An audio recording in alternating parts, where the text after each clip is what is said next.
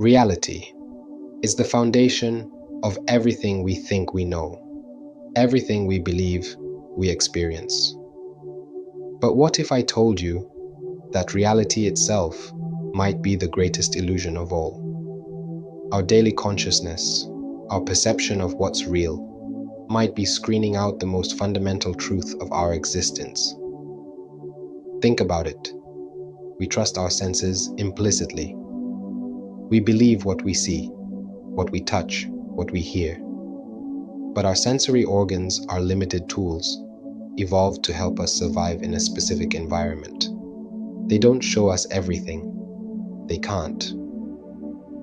Just as a radio can only tune into certain frequencies, our consciousness only picks up a narrow band of what's actually out there. We've created instruments to see beyond these limitations, microscopes that peer into the quantum realm, telescopes that gaze into the cosmic abyss. But here's the thing, the deeper we look, the stranger things get. At the quantum level, particles exist in multiple states simultaneously. They can be entangled across vast distances, seemingly breaking the very rules of space and time. The solid reality we experience starts to dissolve into a soup of probabilities and possibilities. But let's go deeper. When you look at yourself in the mirror, what do you see? You see a person, a solid being, existing in a definite space and time. But that's just another illusion. The atoms that make up your body are mostly empty space. The solid matter that you think you are is more like a vibrating pattern of energy, a dance of particles that never actually touch each other. We're like characters in a video game who've become so engrossed in the game that we've forgotten we're playing. We take our characters' attributes, our personal stories, our limitations, as absolutely real. But what if we're running on a much grander system? What if our reality is just one instance, one possibility among infinite others? Consider consciousness itself. Science still can't explain how subjective experience arises from the firing of neurons. How does a collection of cells, following the laws of physics and chemistry, give rise to the experience of being someone, to the feeling of existing? It's called the hard problem of consciousness, and it might be hard because we're asking the wrong questions. We assume consciousness is produced by the brain, like a computer produces calculations. But what if it's the other way around? What if consciousness is fundamental, and our physical reality is what it produces? Just as a dream seems completely real while we're in it, what if our waking reality is a kind of shared dream, a collective experience we're all participating in? The ancient philosophers of the East spoke about Maya, the illusion of separate existence. They suggested that our individual selves, our egos, are like waves on an ocean, thinking they're separate entities while being made of the same water. Modern physics, with its quantum fields and interconnected systems, is starting to sound surprisingly similar. Think about a computer simulation. From inside the simulation, everything would appear absolutely real to the simulated beings. They would experience time, space, causality, all the rules of their reality. They might even develop sciences to study these rules, but they couldn't step outside their programming to see the larger system running their world.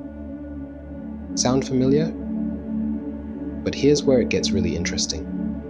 Even if we are in some kind of simulation or dreamlike state, does that make our experiences any less meaningful? When you're moved by a beautiful piece of music, when you fall in love, when you achieve something you've worked hard for, those experiences and emotions are real to you. The impact they have on your consciousness is real. Perhaps the question, are we real, is itself based on a limited understanding of what reality is. We tend to think of reality as something solid, objective, existing independently of observation. But quantum physics suggests that reality might be more like a possibility that collapses into actuality only when observed. We're not just observers of reality, we're participants in its creation. Consider the double-slit experiment in quantum physics. When we're not looking, particles behave like waves, existing in multiple states simultaneously. When we observe them, they collapse into definite positions. It's as if reality needs consciousness to make it real. As the physicist John Wheeler put it, we live in a participatory universe. Our everyday consciousness keeps us locked in a particular view of reality. It's like wearing glasses that only let us see certain colors. We forget we're wearing them. We forget that what we're seeing is filtered, processed, constructed. But sometimes, in deep meditation, in moments of profound insight, or in altered states of consciousness, those filters fall away. We get glimpses of something larger, something more fundamental. The universe itself might be a kind of cosmic consciousness, experiencing itself through countless viewpoints, through countless lives. Each of us might be like a different channel on an infinite radio, tuning into a particular frequency of experience. We're not separate from this universal consciousness. We are it, playing at being individual selves. And yet, here we are, living our daily lives, paying our bills, making plans for the future. The practical reality of our existence demands our attention. But perhaps understanding the questionable nature of reality can free us in profound ways. If we're not as solid and separate as we think, if our limitations are more flexible than we believe, what becomes possible? Maybe the question isn't whether we're real, but what kind of reality we're participating in creating. Every thought, every action, every choice might be contributing to the collective dream we call reality. We might be both the dreamers and the dream, the players and the game, the observers and the observed.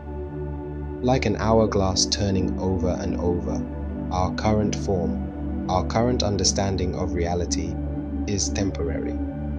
But what we truly are, the consciousness that experiences, the awareness that observes, that might be eternal, taking new forms, creating new realities, asking new questions. The final answer to "are we real?" might be both yes and no. We're real in the sense that our experiences, our consciousness, our impact on the world and each other are genuine. But we're not real in the way we typically think we are, as separate, solid, unchanging entities in an objective world.